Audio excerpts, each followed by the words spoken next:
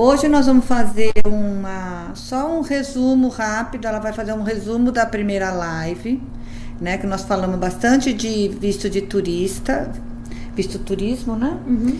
E aí nós vamos começar a ver as perguntas e vamos respondendo, tá bom? Então, vocês que têm perguntas, vocês podem fazendo as perguntas que eu vou estar anotando e falando para ela. Tá ok? E hoje eu vou aqui me amarrar, já trouxe esparadrapo para eu não responder, tá bom? Eu vou ser só entrevistadora. Tássia, Carol. Hoje, do Rio de Janeiro, tem bastante gente. Karencita. Bem-vinda. Bom, então vamos começando? Vamos. Bom, nós estamos aqui com a doutora Patrícia Perissé. A ideia dessa live, nós vamos fazer uma coisa mais sequencial, talvez uma vez por semana agora no início, porque tem muita gente querendo saber como tira o visto, como vem trabalhar aqui, quais os vistos, se vem com visto de estudante, se pode trabalhar, se não pode. Então a ideia é a gente dar esse esclarecimento, e depois quem tiver interesse em fazer uma consulta com a doutora especificamente de um problema, eu vou estar fornecendo o telefone dela, tá ok? A doutora Patrícia, ela é especializada em imigração, e eu vou pedir para ela se apresentar novamente, porque tem bastante gente que acho que não participou da primeira, tá ok? Então, doutora Patrícia, obrigada pelo seu tempo. Não, obrigada a você, boa noite todo mundo. O meu nome é Patrícia Perissé, eu sou advogada aqui nos Estados Unidos de imigração.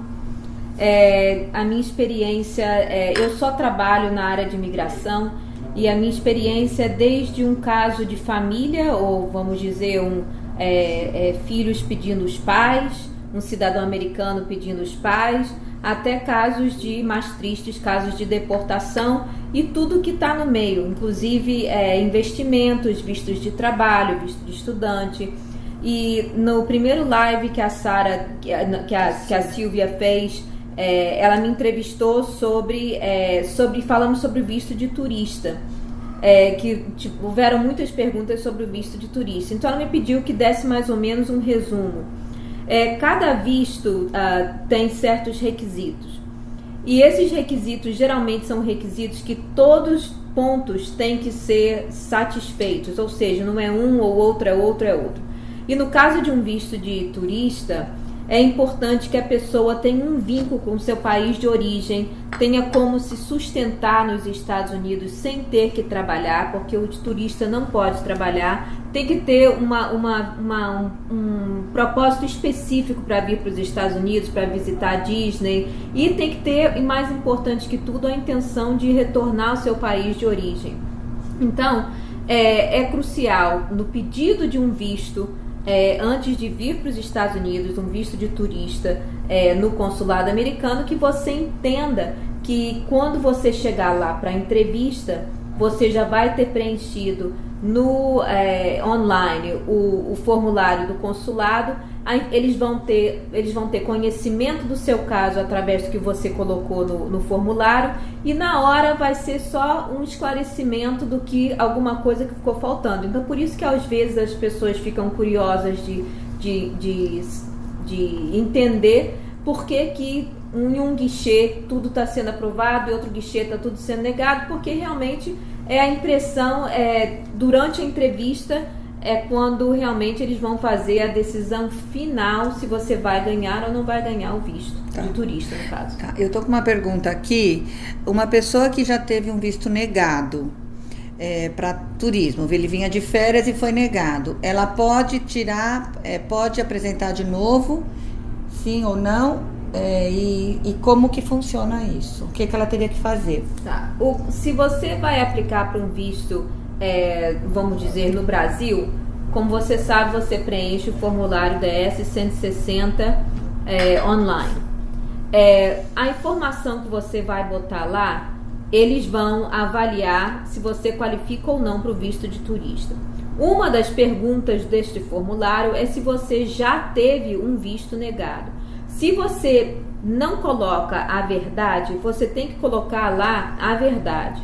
E o que você colocar na verdade, você tem que explicar. Geralmente quando você diz sim, eu tive um visto negado, uma vez que você clique no sim, vai aparecer uma caixinha onde você tem que explicar. É importante saber, às vezes, a razão por que o seu visto foi negado.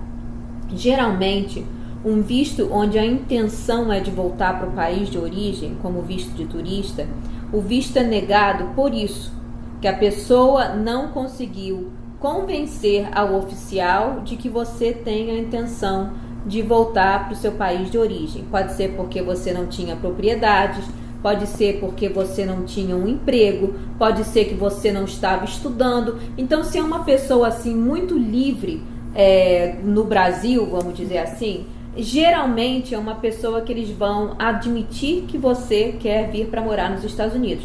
Um visto negado não quer dizer que você está barrada para o resto da vida, mas você não deve ficar fazendo várias aplicações para o mesmo visto sem entender a razão por que o seu visto foi negado. E para fazer isso, você aconselha ter um advogado para estar ajudando, ou a pessoa pode fazer sozinho? Olha, não é que eu esteja vendendo os serviços de um advogado, mas é importante. As pessoas, às vezes, até eu comentei já isso com você, que as pessoas se irritam porque elas acham que o advogado é muito complicado. Mas é porque o advogado tem conhecimento de tudo que pode dar errado dentro de um caso, quando o caso não é feito certo. Então, se uma pessoa não é um caso onde tenha propriedade, trabalho, propósito para vir para os Estados Unidos, a intenção de voltar, família, não for um caso assim que seja muito claro, é sempre aconselhável usar os serviços de um profissional. Porque muitas vezes, se uma pessoa teve vários vistos negados, às vezes é melhor, antes de fazer a próxima aplicação, pedir a cópia de todo o recorde de todas as outras DSs que foram feitas. E para isso, obviamente, será muito mais fácil você contratar um advogado. O advogado vai receber toda aquela informação, analisar o processo, e aí quando for fazer o seu próximo DS, a informação vai estar correta no DS. Tá. E é o advogado que pede para o consulado esse reporte com todos os vistos negados. Existe Freedom of Information Act, é chamado FOIA, que é a abreviação, entendeu? Isso é quando o FOIA quer dizer, você pode ir a qualquer órgão, vários órgãos do governo, e pedir os seus recordes. Tá. Um dos recordes que você pode pedir é do Departamento do Estado. Tá. Sim, a pessoa pode fazer online, mas obviamente quando você contrata uma pessoa que já sabe o que está fazendo, vai ser muito mais fácil. Rápido. Tem uma pergunta aqui, eu estou com duas perguntas. A primeira quanto tempo, qual é o período máximo de duração para um visto de turismo, que pode ficar aqui com visto de turismo? E a outra, depois ela está perguntando para falar um pouquinho do visto tipo O. Tá. Falando do visto de turista. Geralmente, eu expliquei isso da outra vez, é importante que as pessoas entendam. O Departamento do Estado, que tem jurisdição sobre o consulado e a embaixada, é o departamento que irá emitir o visto no passaporte. Geralmente, um visto no passaporte de turista é válido por 10 anos por múltiplas entradas. A emissão de um visto num passaporte não necessariamente garante a admissão dentro do país. Então, a pessoa primeiro passo, recebe o visto no passaporte, viaja para os Estados Unidos e quando chega no aeroporto, ela então tem o contato com o Customs and Border Patrol, que é aquele primeiro oficial que conversa com você, o que você vem fazer aqui, para onde você vai, da onde você veio, blá, blá, blá, blá, blá. É esse oficial. Uma pessoa, geralmente, com visto de turista, apesar do visto ter 10 anos, ela é admitida por um período de, geralmente, um máximo de 6 meses. Tá, então no máximo 6, mesmo que o visto seja de 10 anos, a hora que ele entrar, o máximo que pode ficar é 6 meses. E o máximo, geralmente o máximo de 6 meses, E aí a pessoa recebe, você tem que ir depois online, pegar o seu I-94 online, que vai te dizer especificamente a data que você entrou e a data que você tem, até a data que você pode ficar nos Estados Unidos. Tá, ok. E sobre o visto O? O visto O é um visto para uma pessoa que tenha habilidades extraordinárias. Se vamos supor, inclusive artistas na área de ciência, existe o visto O1A e O1B. O O1A é um visto mais restrito, onde a pessoa tem que mostrar que você se destacou numa área, na sua área de habilidade especial. Ou o 1B, que é um visto de um artista, por exemplo, que é um visto, como se diz, uma avaliação menos rígida do que o O1A. Vamos supor, se uma pessoa existe um critério de vários que você tem que provar. Se vamos dizer que uma pessoa tenha ganho o prêmio Nobel. Com o prêmio Nobel, você já demonstra a imigração de uma forma conclusa. Não tem mais... Não tem dúvida. Não tem dúvida, que você realmente se destacou dentro de uma área. Tá. Mas se você, nem todo mundo ganhou o prêmio Nobel, nem todo mundo ganhou um Oscar, entendeu? Então aí você tem que mostrar 3 das outras categorias, que se você publicou alguma coisa, se você já atuou como um juiz, se você já, entendeu? Se outras pessoas já te julgaram, se já saiu, isso assim, mas você tem que mostrar habilidades extraordinárias. Tem que mostrar trabalhos publicados, né? Tem que ter... A depender da sua área. Então isso é o visto tipo O, né? Então tem toda uma documentação especial para ele apresentar para solicitar esse visto. Tem uma pergunta, o que é o visto B1 e visto B2? Qual que é a diferença?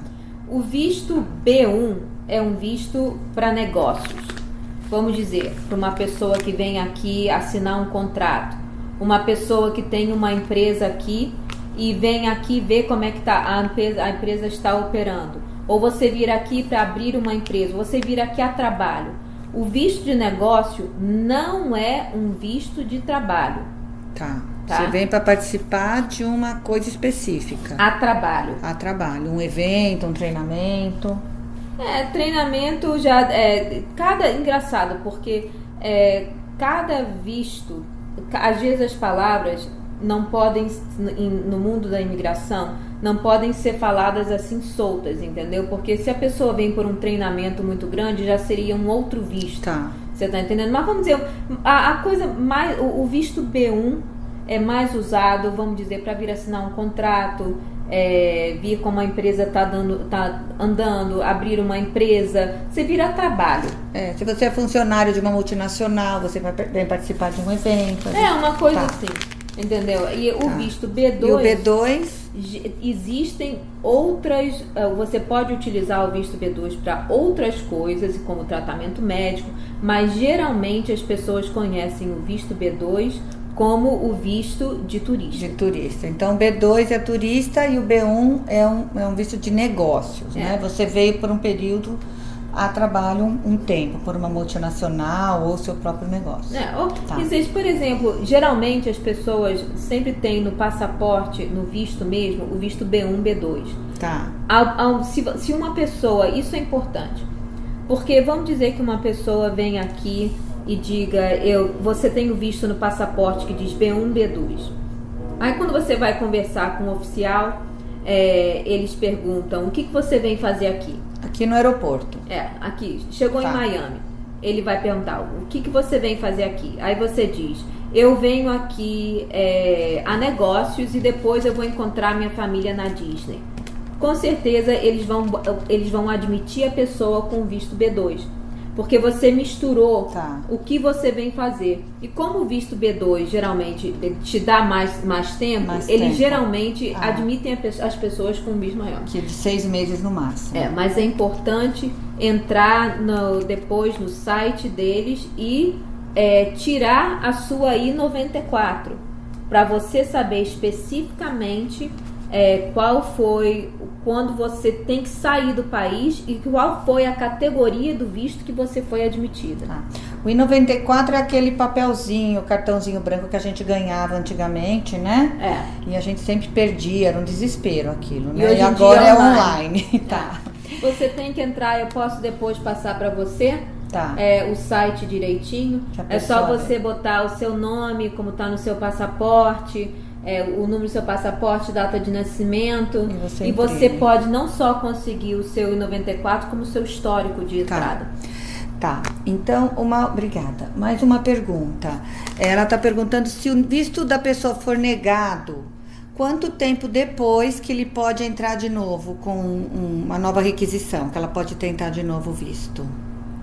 Bom, primeiro você tem que saber por que o seu visto foi negado. Se não foi informado durante o final da entrevista porque o seu visto foi negado, então, vamos dizer, ou se foi dito a você que você não mostrou que tenha tido laços suficientes com o seu país de origem. Se eles acham isso porque você não tem um emprego, não tem propriedade, você está solta no Brasil, vamos dizer assim, então não vai adiantar você fazer um outro pedido porque nada mudou dentro do seu contexto. Se, vamos dizer, você foi negado porque eles sentiram que você não tinha laços suficientes com o Brasil, mas 6 meses depois você conseguiu um emprego, a sua vida mudou, então você pode fazer uma outra aplicação. Então, em primeiro lugar, é importante saber a razão que o seu visto foi negado. Uma vez que você saiba a razão que o seu visto foi negado, você então tem que fazer uma avaliação se alguma coisa dentro do seu contexto mudou. Se não mudou, não adianta. Provavelmente vai ser negado de novo. Então não existe um tempo. O que existe é saber a razão e olhar o contexto. Uma outra pergunta aqui. A filha dela ficou 6 meses aqui, de uma pessoa, ela tinha um visto de turista, ficou 6 meses aqui a filha, e estudou no Colégio Valência, não sei o que colégio é esse. Ela está perguntando se quando ela entrar de novo, ela vai para a salinha. Ela fala que ela estudou, eles vão ver nos recordes dela que ela já estudou. Apesar dela estar com visto de estudante, com visto de turista, ela estudou aqui. Uma coisa que eu sempre falo para os meus clientes ou para as pessoas que vêm se consultar comigo, a pessoa quando viaja para os Estados Unidos, você tem que entender a sua intenção, e nem sempre a sua intenção vai coincidir com a sua realidade.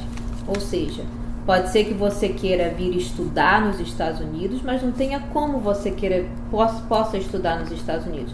Pode ser que você queira vir a trabalhar nos Estados Unidos, morar nos Estados Unidos, mas não tenha como. Então, quando a sua filha entrou pelo aeroporto, e foi perguntado o que você vem fazer aqui, obviamente, se ela foi admitida como turista, se alguma coisa foi perguntada a ela falou que ela vinha passear. Então, obviamente, ela não pode estudar. Para estudar, você tem que ter um visto de estudante. Hoje em dia, mais e mais, já começou até antes, quando o presidente Obama era o presidente dos Estados Unidos, todos os órgãos da imigração se comunicam hoje em dia com a imigração, entendeu? Tudo. Foi uma coisa que realmente hoje em dia está muito pior, mas já existe. Então, a sua pergunta é se eles vão saber se ela estava estudando. Se é uma escola pública, provavelmente, eu não sei necessariamente se eles vão ter acesso a isso, mas é informação. Eles podem descobrir, entendeu? Então é bom sempre falar a verdade. Bom, depende. Porque se você vem aqui com... Não, depende não, eu digo... falar sempre a verdade, mas por isso que a pessoa tem que fazer a análise antes. Se você vem aqui estudar, você não pode entrar com visto de turista para estudar. Você Tá tem bom. que tomar as providências certas, entendeu? Para você entrar com um visto que vai Correto. coincidir com a sua intenção. Tá. Agora, nunca mentir. Olha, tem duas perguntas aqui, uma da Andréa Leal e outra do Alex, e parece que a Carol também. Eles têm uma empresa no Brasil e querem trazer essa empresa para os Estados Unidos. Esse visto é L1? Dá para fazer visto L1? E quais são as regras básicas para você ter um visto L1? Eu quando faço uma análise de um visto L1, e eu peço perdão às pessoas que... Não, perdão não. Como eu comentei com você, Silvia, essas lives são ótimas, mas eu não posso dar às vezes as minhas respostas são longas e por isso que se torna, como eu falei, uma coisa assim... Maçante. Mas, infelizmente, cada pergunta dessa é uma resposta que eu tenho que elaborar ela. Não é uma resposta simples. Muito brasileiro já ouviu falar e fala muito sobre o visto L1, que é a transferência de um executivo ou um gerente de uma empresa estrangeira para uma empresa americana. Quando eu analiso um visto, a possibilidade de um visto L, eu olho o tamanho da estrutura que existe no Brasil. Então, ou seja, só a pessoa ter uma empresa nos Estados Unidos, uma empresa no Brasil, seja dono dela, não necessariamente vai qualificar que uma pessoa possa ser transferida para cá. Essa é uma conversa que realmente, se é uma empresa que tenha o interesse de trazer um funcionário ou um dono para vir aqui abrir uma empresa, uma filial, uma subsidiária nos Estados Unidos, é importante que essa empresa converse com o advogado, porque o advogado vai ter que fazer perguntas confidenciais para entender, por exemplo, se é uma empresa no Brasil de 2 pessoas ou uma pessoa e não tem funcionário, e está pensando num L porque tem uma empresa no Brasil e quer abrir uma empresa nos Estados Unidos, não vai ser um L, porque o requisito não é só ter uma empresa no Brasil, entendeu? É feita uma análise da empresa em questão. A estrutura no Brasil, o vínculo da pessoa a ser transferida, quem for transferido, as responsabilidades da pessoa no Brasil, o número de funcionários na estrutura no Brasil, o que a pessoa vai fazer, quer dizer, é uma coisa muito mais complexa de somente ter uma empresa nos Estados Unidos, no Brasil, e querer abrir uma empresa nos Estados Unidos. É possível? Sim, é possível, mas essa pessoa teria que conversar com um advogado e ter informações confidenciais da empresa do Brasil para poder que haja uma análise se é possível ou não para esse caso. Tá. Eu tenho 2 perguntas aqui. Uma é sobre visto de estudante. A pessoa está vindo aqui estudar, já está vindo por uma empresa de intercâmbio do Brasil, pelo que eu entendi, e ela vem estudar aqui 1 ano. Ela gostaria de trabalhar para ajudar a subsidiar esse estudo dela, esse investimento. Ela quer saber se ela pode fazer com visto de estudante, se vai ser permitido ela trabalhar, ou se não for, se ela pode trabalhar, se tem, pode não. Se existe possibilidade da pessoa trabalhar ilegal. Essa é uma pergunta, então, do visto de estudante, se pode trabalhar. E depois tem uma outra pergunta, só para não esquecer, depois de quanto tempo que a pessoa tem um visto de trabalho aqui, para morar aqui, quanto tempo que sai o Green Card? E como que é isso? Se existe um tempo, eu preciso ter 5 anos de visto, quais são os requisitos para você tirar um Green Card? Depois que se você precisa ter um visto, você já pode vir direto com o Green Card, tá? Então vamos primeiro para a pergunta de estudantes. O visto de estudante, como funciona, por favor? Com o visto de estudante, existem 2 tipos de visto de estudante. E eu gostaria de, essa semana, eu vou falar um pouco do meu canal, porque às vezes o meu canal fala sobre esses tópicos. Eu iniciei um canal chamado Minuto da Imigração no YouTube. O Minuto da Imigração são dicas de 1 minuto que falam, e às vezes essas perguntas são respondidas brevemente nesse minuto. Qualquer coisa mais em detalhe, obviamente, essa pessoa vai ter que conversar com alguém. Mas o visto de estudante, existem mais que um visto de estudante. O mais comum é o visto F1. Inclusive, eu estarei essa semana publicando a parte 1 de 2 vídeos que eu falarei sobre o visto de estudante, e na outra parte 2 eu falarei o visto de estudante no contexto de trabalho. Mas geralmente é o visto F1. Com visto F1, a pessoa não pode trabalhar no primeiro ano nos Estados Unidos. Você tem que mostrar que você tem como se sustentar, se pagar sem trabalhar, entendeu? Para tirar o F1. Existem exceções no trabalho, mas trabalhar dentro do campus, e é uma coisa que tem que ser autorizada pela escola e pela imigração, mas você não pode interferir com o seu estudo. Depois de 1 ano, a pessoa pode aplicar para outros tipos de trabalho, mas geralmente é na área do seu estudo. Então, se a pessoa vem aqui para estudar o inglês, para desenvolver a língua inglesa, então geralmente são pessoas que não vão poder estudar. Uma coisa que é muito importante é que quando você chega no aeroporto e o oficial pergunta, vê o seu visto de estudante no seu passaporte, ele vai te perguntar o que você vem fazer aqui. Você vem estudar.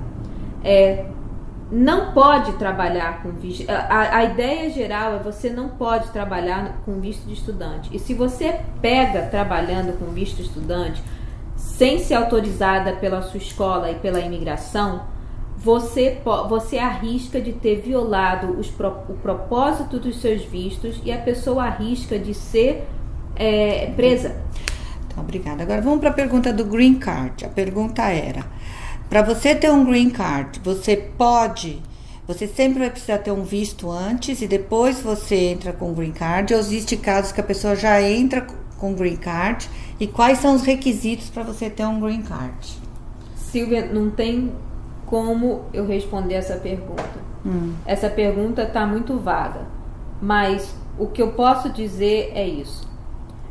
Nem todo, vamos dizer, se o Green Card é o final da história, entendeu? Se é o objetivo principal da pessoa. Nem todo Green Card começa com visto de trabalho, entendeu? Tá. Então, nem todo Green Card. Existem certos, eu posso até dar um exemplo, entendeu? Existem certos, vamos dizer, o visto L1 é um bom exemplo. O visto L1 é um visto de não imigrante, da transferência de um executivo ou um gerente de uma empresa, vou usar brasileira, para uma empresa americana. Ele é um visto de não imigrante, entendeu? A empresa está pedindo a pessoa para vir para os Estados Unidos temporariamente trabalhar nessa empresa. Depois do primeiro ano de ter o seu visto L1, essa mesma empresa pode fazer o pedido para essa pessoa do visto permanente para que ela possa ficar nos Estados Unidos. Então, o visto L é um bom exemplo de dizer que, nesse caso, você precisa de um visto de não imigrante, de trabalho, e ele eventualmente pode se transformar em um Green Card. Agora, o visto, vamos dizer, se uma pessoa que tenha habilidades extraordinárias, vamos dizer um ator famosíssimo no Brasil, entendeu? Esse ator pode se pedir um Green Card diretamente. Tipo a tua irmã. Tipo a minha irmã. A irmã dela é a Heloísa Perissé, tá? Ela é engraçadinha igual a irmã. A minha irmã, por exemplo, ela é reconhecida no Brasil. Tá. Entendeu? Se ela vier trabalhar em Hollywood, por exemplo. Ela pode vir, no caso, com visto de não imigrante O1B, ou ela pode, se ela quiser, um dia pedir um green card por ela mesma. Tá. Você tá entendendo? Tá. Então existem essas duas possibilidades. Tá. Cada situação é uma situação. Tá. Uma pergunta, a pessoa veio com visto de turista, ela entrou no país com visto de turista e não voltou depois de 6 meses, 6 meses está morando ilegal aqui. Ela quer saber se ela pode dirigir. Quais são os riscos dela dirigir, se ela pode tirar a carteira de motorista? Não. Hoje em dia, você só na Flórida, eu não sei onde essa pessoa tá, e para saber, e a Flórida existe, como você sabe, o departamento estadual que emite as licenças como de dirigir. A carteira de motorista. Carteira de motorista é o Department of Motor Vehicle. Cada estado Orlando ela tá, então ela tá na Flórida. Então ela tá na Flórida. Se você tá na Flórida, você só pode ter uma carteira de motorista se você tá legal nos Estados Unidos. Então, se você está sem documentos nos Estados Unidos, então você não deve estar dirigindo e você não vai ter como ter uma carteira de motorista. Está correndo risco, então, se ela está ilegal e ela está dirigindo, se acontecer um acidente e a polícia resolver chamar a polícia de imigração, ela pode ser deportada. Correto. Resumindo. Correto. Português claro e correto. Correto. Pode ser presa e ser deportada. Tá. Uma pergunta. A pessoa comprou um imóvel aqui e ela está aqui 6 meses com visto de turista. Para ela pedir renovação desse visto de turista para mais 6 meses, ela pode fazer isto estando aqui ou ela tem que sair dos Estados Unidos e ir para o Brasil e pedir outro visto e entrar de novo com mais 6 meses? Essa é uma excelente pergunta, porque a maioria das pessoas não entendem exatamente como a coisa funciona. Quando você entrou nos Estados Unidos, você tinha aquele visto de múltipla entrada no seu passaporte, provavelmente de 10 anos. Quando você entrou, eles te admitiram deve ter sido 6 meses, né? Foi o que você falou. Se uma pessoa faz um pedido de extensão de um visto antes da expiração da data que você teria que sair do país, da sua I-94, geralmente era antigamente que você ficava num período autorizado a permanecer nos Estados Unidos pelo promotor geral. Sendo que, hoje em dia, isso já não é mais assim. Então, vamos dizer, se eu posso me explicar bem. Eu quando eu faço as minhas consultas, eu gosto muito de desenhar para que a pessoa entenda. Então, eu vou tentar fazer com gesto. Vamos dizer que você esteja nesse período aqui, sejam os 6 meses. Aí você resolveu que você quer estender o período que você ficar nos Estados Unidos. Aí quando for no 5º mês, você pediu uma extensão do seu visto de turista por 6 meses mais. Então você chegou, vamos dizer que você entrou em janeiro e o seu visto expiraria em junho, só para a gente fazer os cálculos certos. Em maio, você mandou a sua aplicação. Antigamente era que enquanto você, durante a pendência, mesmo que você chegou em junho, tecnicamente você saiu de status. Porque você entrou com visto de turista, você tinha aquele status de turista por 6 meses. Em junho, você tecnicamente saiu de status. Tá? Mas você não estaria acumulando presença ilegal. Porque você está com uma requisição sendo analisada. Sim, isso era antigamente. Tecnicamente, você poderia, já que você está fora de status, você poderia ser detida. Entendeu? Mas existiam memorandos, existem ainda, mas eles não estão mais seguindo. Quando a pessoa chegou no 5º mês, no 6º mês, você não recebeu uma resposta, que provavelmente vai demorar um tempo, está demorando 6, pode demorar até 9 meses.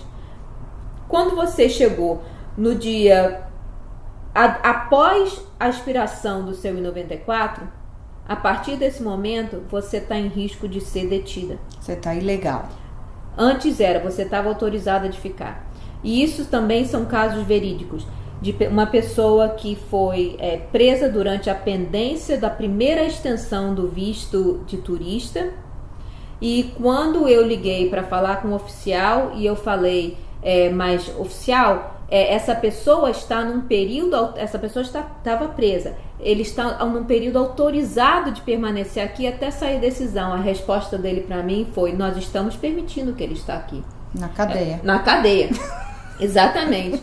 Então, conclusão, você pode fazer a extensão do seu visto, mas entenda que hoje em dia, durante a pendência, você corre o risco. Você corre o risco. Então, você está falando que nessa extensão pode demorar até 9 meses. E se essa pessoa, ao invés de pedir a extensão, ela vai para o Brasil e dá entrada com um pedido novo, um novo visto? Uma reentrada. Uma reentrada. Costuma ser mais rápido. Bom, isso é um caso... Não, é um caso delicado. Por quê? Porque muitas pessoas compram imóveis nos Estados Unidos achando que vão poder morar no seu imóvel. Então, imóvel não dá direito à residência. Não, para você, qualquer pessoa pode comprar um imóvel, qualquer pessoa, você pode vir aqui com visto de negócio, abrir uma empresa, você pode vir aqui com visto turista, comprar um imóvel, mas não necessariamente te dá o direito de trabalhar ou de residir nos Estados Unidos. Você tem que se enquadrar dentro de um visto. Se uma pessoa, se você ficou aqui 6 meses e você saiu e, vamos dizer, foi ao Brasil, ficou uma semana e voltou, provavelmente, se você não tem esse padrão de comportamento por muito tempo, eles vão te readmitir por 6 meses. Mas se você começa a ter um padrão de comportamento onde você está passando mais tempo fisicamente nos Estados Unidos do que no seu país de origem, eventualmente você terá problema na entrada. Tá. Uma pergunta ainda nessa linha. A pessoa está com visto de turista de 6 meses, vai expirar e ela ficou doente, está internada e passou 6 meses. Peraí, fala de novo, a pessoa tá... Ela tá de janeiro a junho, ela ia embora em junho. Aí ela ficou doente e foi internada, tá internada. Deu 30 de junho, o dia dela ir embora, ela tá internada, ela não pode viajar. Qual que é a situação dela? É ilegal, mas tem algum procedimento especial para um caso assim? Sim, geralmente esse seria um caso onde ela poderia pedir uma extensão, entendeu? E é uma extensão válida, mas de qualquer maneira... Uma vez que a pessoa saia do status, a pessoa já automaticamente já está ao risco. Então ela está internada, se acontecer, a pessoa vai ser internada, os familiares veem que vai vencer o visto de turista, vão lá e dão entrada para extensão. E aí, teoricamente, ela está doente no hospital, mas o visto dela está lá. Obviamente não vai acontecer nada porque ela está internada. Exatamente. Então você... Isso provavelmente porque quem fica além do seu I-94 geralmente perde o visto do passaporte, porque você... Mas isso seria um caso interessante porque se a pessoa perdeu o visto se anula no passaporte porque você ficou a mais. Se ela tivesse como provar e ela fosse reaplicar para o visto dela no consulado, obviamente ter a explicação de que foi uma coisa que aconteceu e ela provavelmente iria conseguir o visto dela de novo no passaporte. De extensão. Porque seria isso aprovado foi porque ela é uma situação muito específica. Exatamente. Né? Se a pessoa está ilegal aqui nos Estados Unidos e tiver filhos em idade escolar, elas podem estudar em escolas públicas, elas são aceitas ou a escola checa a legalidade dela ou não? A Suprema Corte americana como é que fala? A Suprema Corte americana, ela declarou que até as crianças que não têm documentos poderiam estudar. Mas agora existe um rumor, né?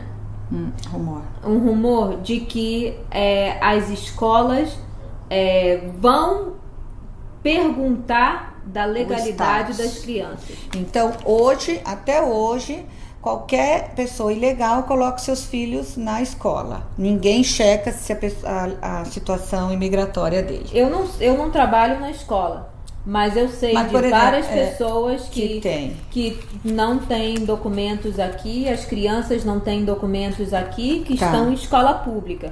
Mas eu não trabalho em escola, eu não poderia responder se eles perguntam ou não. A minha empregada, os filhos dela estudaram, ela estava ilegal, colombiana, então... vai depender, mas lembre-se de uma coisa, que isso é que as pessoas têm que estar muito atentas, porque as leis estão, o cinto está apertando. Tá bom. Entendeu? Trump está aí. O cinto está apertando. Tá. Uma última pergunta aqui. Ele é advogado no Brasil, formado. Ele quer saber se ele pode advogar aqui, se o diploma dele vale aqui. Olha,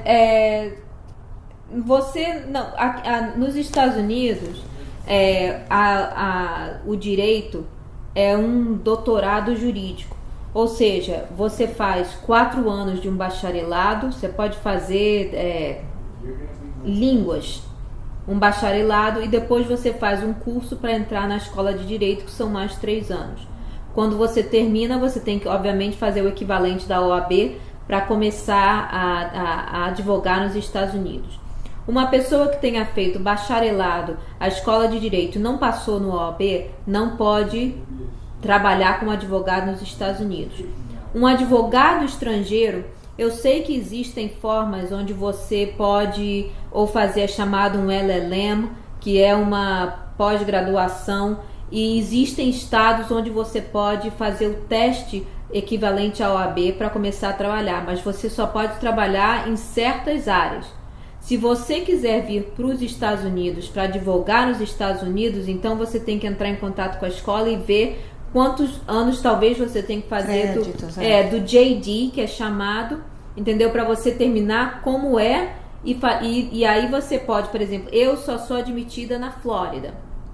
Eu posso fazer... por estado também? Lei de imigração, eu posso trabalhar em qualquer lugar, porque é lei federal. Bankruptcy, lei de imigração, ou Social Security, tem leis que são leis federais. Então, por exemplo, eu posso trabalhar, o meu escritório é na Flórida, mas eu atendo pessoas na Califórnia, atendo pessoas no mundo inteiro, né? E nos Estados Unidos inteiro. Agora, eu só posso fazer leis, só posso fazer família na Flórida, eu só posso fazer, se eu for criminalista na Flórida. Todas as leis que são estaduais, eu só posso atuar na Flórida. Mas então, só resumindo, ele pode, se ele fizer uma equivalência